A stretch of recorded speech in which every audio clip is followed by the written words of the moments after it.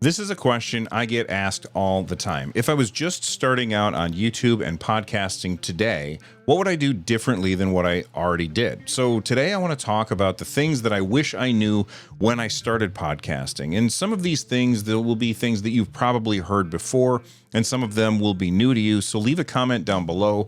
How many things did I say that you already knew?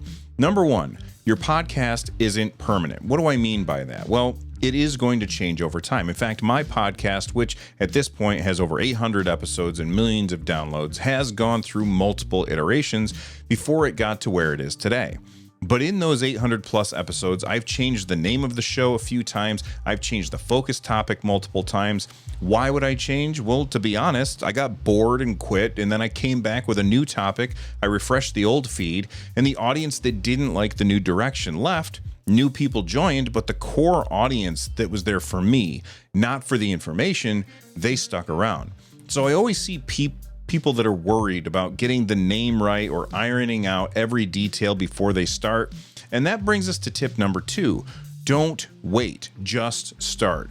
You're building the plane in the air. And while that might seem like a bad idea, it's your show and you have to make the show that appeals to you first.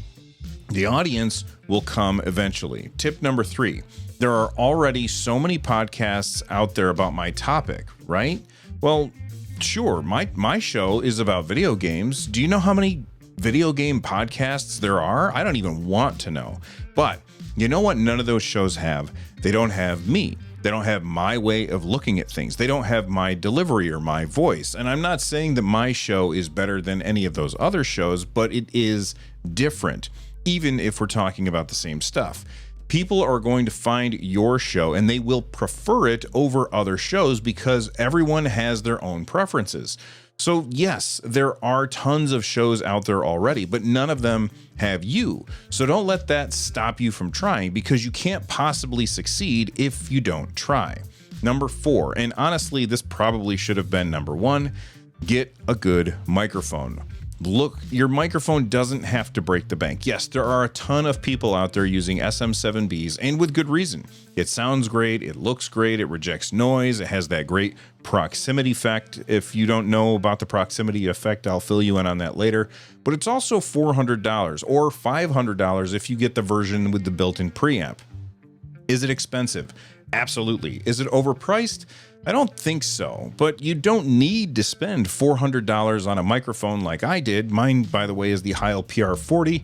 Links to all of my gear in the description down below that like button. So how much should you spend on a microphone? Well, I wouldn't spend any money on a microphone until I could spend about $100 to $200, because what's going to happen is you'll end up spending more later. So if you buy a $50 mic now and then a $150 mic later, you end up spending $200 on a microphone when you could have just spent $150. Number 5, get a mic stand, or better yet, get a boom arm. Most microphones don't come with a stand, and holding the mic means you're going to send a lot of excess handling noise into your recording. A mic stand puts the mic where it needs to be, and then you have to develop the discipline to have good mic technique. More on that in a little bit. You want to keep the microphone about 6 inches away from your mouth. This will give you the proximity effect, which will enhance the lower end of the frequency spectrum. This will also let you turn down the gain on the mic so it isn't picking up the cars that are driving by your house. Instead of a stand, I would personally recommend that you go with a boom arm. They allow you to keep the area of your desk in front of you free for your keyboard, your mouse, your laptop, or whatever.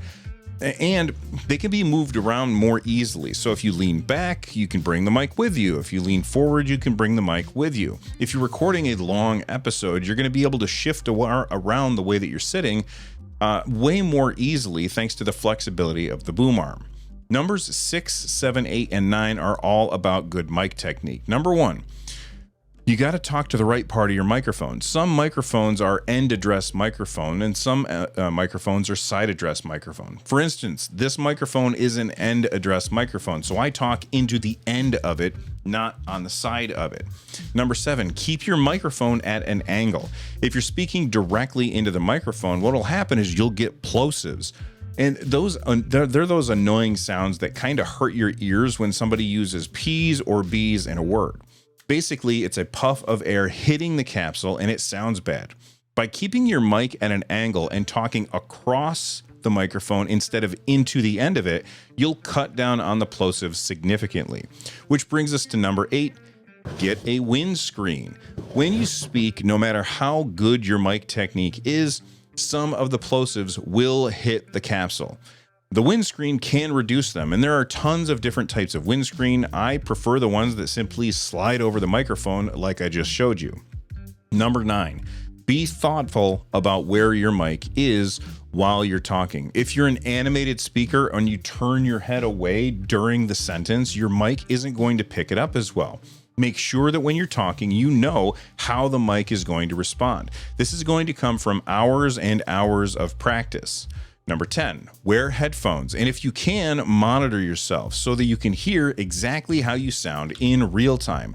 My mic goes into my mixer and then I have my headphones plugged into my mixer. This means that I can hear exactly what my audience hears. So if I get a little quiet because of poor mic technique, I notice it right away and it helps me maintain good sound. Plus, if you're doing a remote show with other people, you don't want their voice coming out of your speakers and then going into your microphone because that's going to send their voice right back to them. Headphones are a must. Number 11, get a shock mount. The shock mount that I have for this microphone came with it. It has these little rubber bands on it, which absorb any vibrations that come from bumping into it accidentally. It's not going to eliminate everything, but it will improve it. I don't particularly like the way that this one looks, but I tried using this microphone without a shock mount, and all the handling noise went way through the roof. Number 12, podcast analytics. I can't speak for other hosts, but both Spotify and Apple Podcast have pretty robust analytics, which can tell you what topics are working and what topics aren't. You can see exactly where people stopped listening to your show. It's really handy. Number 13, build a community, not an audience. One of the podcast's weakest points is that there's no real good mechanism for you and your audience to communicate with each other. So build one. Make a Discord server and mention it at the end of your show. This will give your community a place to talk about the latest episode. They can talk to each other, not just you. They can give you feedback, ask you questions, or even listen to you live. More on that in a little bit. And best of all, it's free. Number 14, listen to feedback from your audience, but don't let them run the show.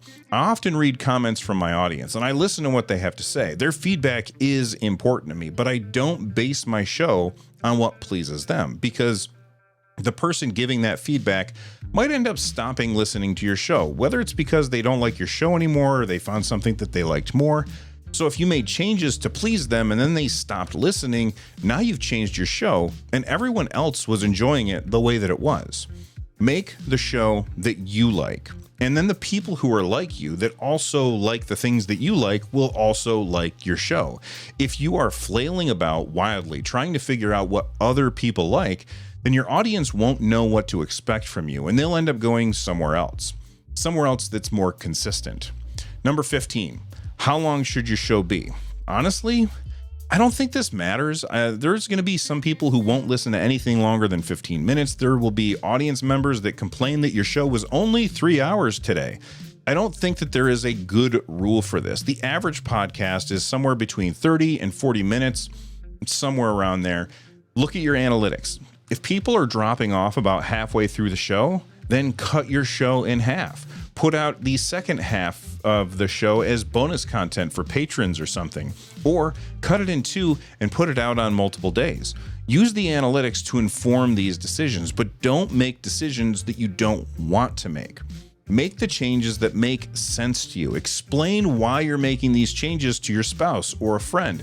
If you can explain why you're making these changes, then it's probably a good change, or at least it's not a bad change. But if you can't explain why you're making the change, then it's flailing. Don't flail. Number 16, how to get your podcast discovered.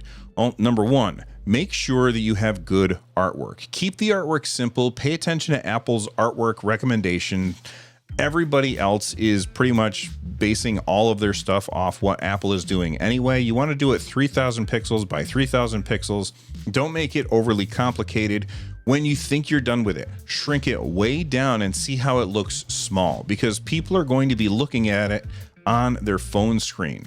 Number 17, put your podcast on YouTube. You don't have to do a video version, but that will absolutely help. But YouTube makes it so much easier for people to find your show. For example, my show gets somewhere between 3,000 and 6,000 downloads per audio listener each episode. The video version of the podcast, however, gets somewhere between 20 and 50,000 views per episode. My show is a full video show though, so bear that in mind. YouTube is also starting to promote podcasts, and they even have a way for you to import your RSS feed so you don't actually have to do any work for your audio show for it to be on YouTube.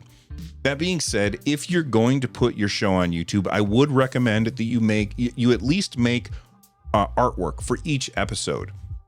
Apple now supports episode artwork, Spotify supports episode artwork, and YouTube audiences are going to be far more likely to click on a thumbnail that they've never seen before.